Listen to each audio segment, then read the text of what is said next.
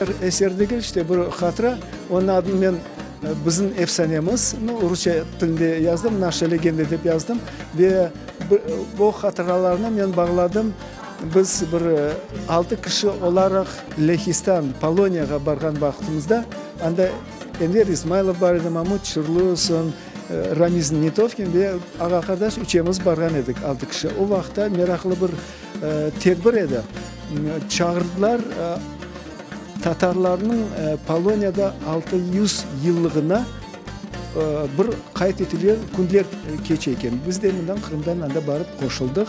Тот Крым, который он успел запечатлеть, вот таким увидят наши потомки его. Благодаря этому, вот тем картинам, которые есть, они будут понимать, какой Крым был бесподобно красивый, с его черепичными крышами, узкими улочками. В этом вот вся его прелесть.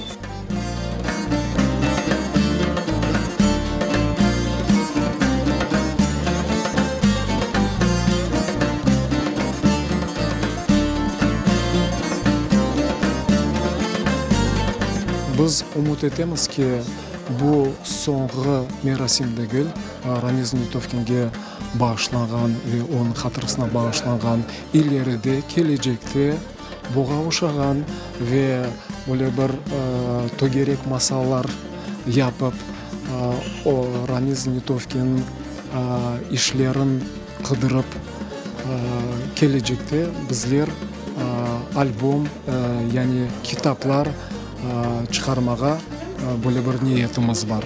Но он выделялся из всех художников, у него был оригинальный стиль, неповторимый, поэтому, конечно же, очень важная задача. Это не только инициативная группа, я считаю, это всех людей, кто ценит историю, кто ценит культуру Крыма, кто ценит культуру крымско-татарского народа, объединить свои усилия и для того, чтобы память Рамиза Нитовкина была действительно на том уровне, на котором он заслуживает это.